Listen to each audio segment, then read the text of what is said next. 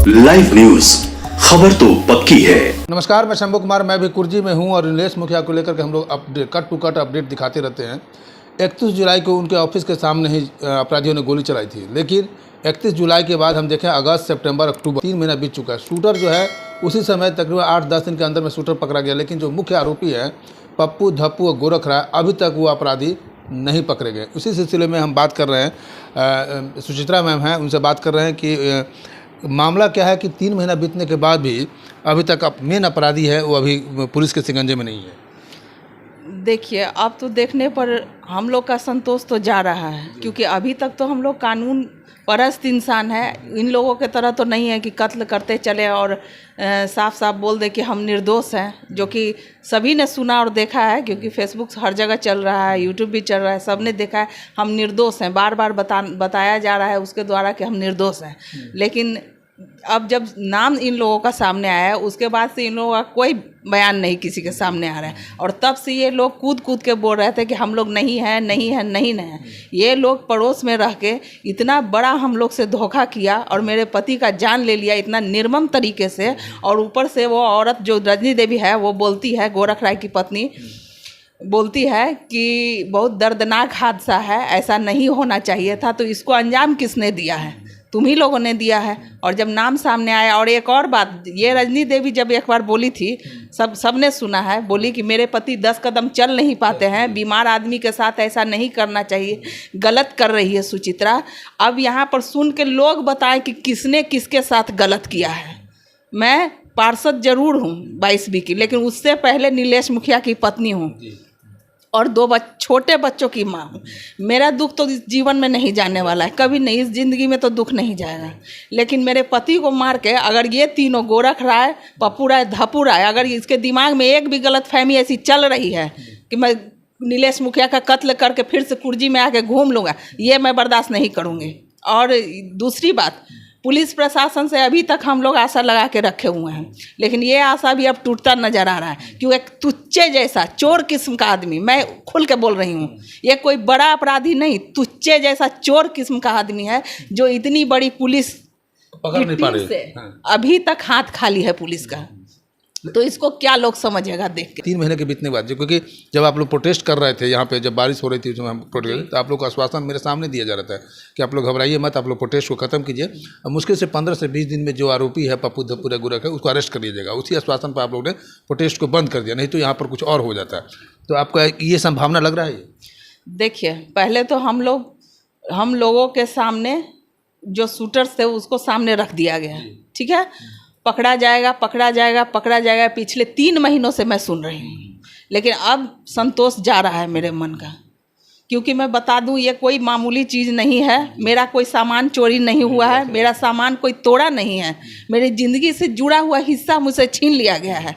तो ये लोग सुखी रह लें, ऐसा तो नहीं होगा, नहीं होगा ऐसा। और पुलिस प्रशासन की जहाँ तक हम लोग के प्रति आश्वासन है कि नहीं, हम उसको पकड़ेंगे, तो कब पकड़िएगा आप? ये तुच्चे जैसा चोर आपसे ज़्यादा मजबूत हो गया है।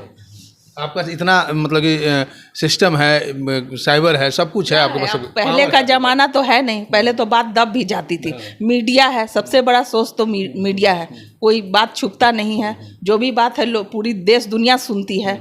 लेकिन यहाँ पर ये तीनों कौन है? सबसे बड़ी बात है, ये जो तीनों अभियुक्त है, अपराधी है, जो मेरे पति का कातिल है, पप्पू राय, धप्पू राय, गोरख राय, इसके यहाँ का कहना है कि कोई फरार नहीं है, सब यहीं वहीं है। तो कहाँ है 3 महीने से? जब फरार नहीं है तो मीडिया के सामने अपना कन्फेशन दे, जैसे आप लोग बोल रहे हैं। जैसे कि शुरू में अपराधी ने चालाकी दिखाई, अपना वीडियो वायरल किया कि मैं कहीं से भी शामिल हो तो मुझे फांसी की सजा दी है, ठीक है।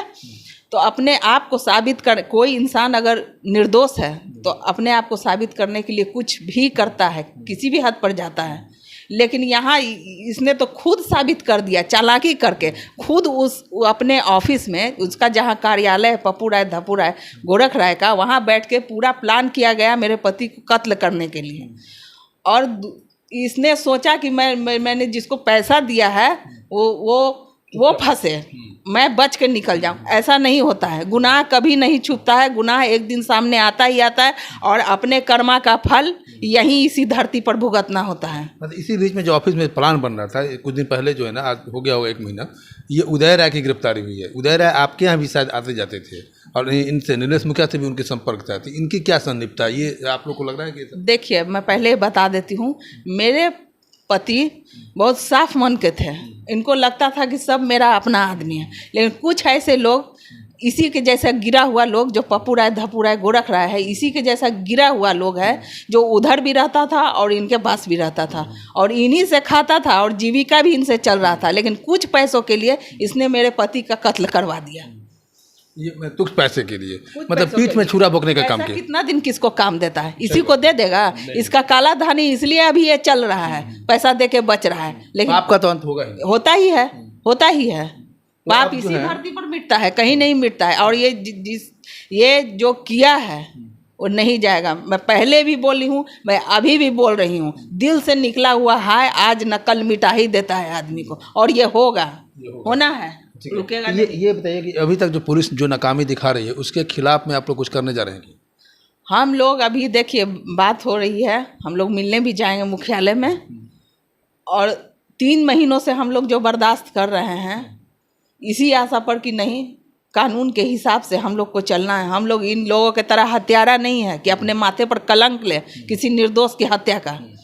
तो हम लोग कानून से ही चलते हैं, लेकिन उसके बाद अगर कानून हमारी मदद में असफल रहती है तो भाई हम अपने जनता को लेकर तो रोड पर उतरेंगे। हमको न्याय चाहिए, हम अपना पति का खून किसी को माफ़ नहीं करेंगे, ये नहीं हो सकता है। ऐसा नहीं है कि कोई मेरे पति का कत्ल करके चला जाए और हम यहाँ पर बैठ के तमाशा देखें और रोज़ जैसा ज़िंदगी चल रहा है वैसा चले, बिल्कुल भी नहीं। हम अपने पति का तो अब नहीं जानते हैं क्योंकि वो बहुत दूर जा चुके हैं, लेकिन मेरी आत्मा को शांति बिल्कुल नहीं मिलेगी जब तक ये लोग भी नहीं जाएगा, जब तक ये अपराधी पकड़ा नहीं। बिल्कुल। अरे पकड़ना क्या है इसे, मैं तो SSP साहब हैं, ADG साहब है, सबसे मेरी बात हुई है। जो व्यक्ति इतने अपराध में संलिप्त रहा है, जो सजा याफ्ता है, जिसको सजा भी मिल चुकी है और जो सबसे बचता चला है, और उसको गिरफ्तार क्या करना है, उसको तो देखिए और उसका इनकाउंटर कीजिए, गंदगी को साफ कीजिए। और मैं तो कह रही हूँ कि कुर्जी को मुक्त कीजिए इन अपराधियों के बल से, कि कम से कम गरीब आदमी, मेरी जनता तो किसी को तंग ना करे, किसी का हक नहीं छीने। पहले भी आजीवन कारावास को उनको सजा होती, बिल्कुल सबके सामने है, सभी लोग जानते हैं, कुर्जी ग्राम के लोग जानते हैं कि कितने लोगों का कत्ल किया है। और जो गरीब आदमी जिसके पास इससे लड़ने का हैसियत नहीं था, वो तो चुप ही रह गया ना।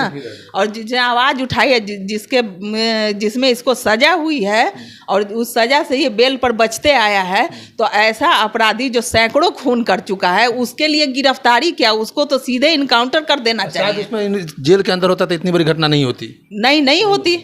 हाँ, तो देखिए, आपने सुना वार्ड पार्षद हैं ये 22B के सुचित्रा मैम है, इन्होंने साफ कहा। एक चीज़ और बोलना चाहती हूँ, पुलिस प्रशासन को, ऐसा व्यक्ति जो जनप्रतिनिधि है, जो दूसरों की सेवा के लिए चलता है, कम से कम उसकी सुरक्षा तो पुलिस प्रशासन दे। मेरे पति मांगते रह गए, उनको नहीं मिला, और ये तुच्चे जैसे जो अपराधी होते हैं, उनको कहाँ से बंदूक मिल जाता है लोगों का जान लेने के लिए, और उस पर कार्रवाई भी नहीं होती, उसको बंद करके फिर उसको छोड़ दिया जाता है। क्यों? एक चीज़ की और संभावना तो हो सकता है ना, कि जैसे आप लोग को तो एक गार्ड नहीं मिला, सिक्योरिटी नहीं मिला, और जो भी आप लोग मांग रहे हो नहीं मिल रहा है। अगर पप्पू धापू गोरख राय, जो आप जिनको मुख्य अभियुक्त अपराधी मानते हैं, अगर वो गिरफ्तार नहीं होते या इसी तरह से चलते रहा, तो आप लोग के ऊपर भी तो जाने का खतरा हो सकता है। क्यों नहीं है, अभी भी है। अरे ऐसे लोग का क्या वजूद है जो साफ साफ सफ़ेद झूठ बोलता है, जिसके यहाँ की महिलाएं, पुरुष, बच्चे सफ़ेद झूठ बोलते हैं कि हम निर्दोष हैं, और पीछे से वार करता है, पीछे से आखिर मेरे पति का जान ले लिया ना, और इतने सफाई से निकल के बोल रहा है कि हम लोग कुछ नहीं किया है, कुछ नहीं किया। ऐसा आदमी का क्या है, पता नहीं क्या कर दे। मेरे भाई साहब है, बड़े भाई साहब हैं, बाहर निकलते हैं, ऑफिस जाते हैं, मैं हूँ, मेरे बच्चे हैं, जाते हैं, तो कितना हम लोग घर में रहे हैं ऐसे लोग। अरे ये लोग तो खून कर करके आराम से सोता है अपने घर में, शर्म तक नहीं आता है इसके घर के लोगों को। अब इसके आगे हम क्या आप लोग को बताएं। तो इनका कहना है कि 3 महीना बीत चुका है, और 3 महीना नीलेश मुखिया कोई साधारण आदमी नहीं थे, यहाँ के जनप्रतिनिधि थे, मुखिया रह चुके हैं, उनकी पत्नी वार्ड पार्षद रह चुकी है, और जब उनकी श्राद्ध क्रम था, मृत्यु हुई, तो उस समय हम यहाँ का माहौल, तो जनता का जो प्यार था उनके प्रति, वो देखने लोग रो रहे थे, आंसू बह रहे थे। तो अभी तक अगर जो अपराधी, मुख्य अपराधी अभी तक नहीं पकड़े गए हैं, तो अब जनता के द्वारा, यहाँ के जनता के द्वारा हो सकता है एक जनसलाब उठेगा, और कुर्जी में एक चक्का जाम या जो हड़ताल है सरकार के खिलाफ, पुलिस के खिलाफ, जब तक अपराधी नहीं पकड़ा जाएगा तो चक्का जाम करने का प्लान हो सकता है। मैं शंभू कुमार, कैमरा जर्नलिस्ट राजेश के साथ, पटना। अगर मेरे चैनल को लाइक और सब्सक्राइब नहीं किए तो लाइक और सब्सक्राइब करें। Thank you so much. Live news, खबर तो पक्की है।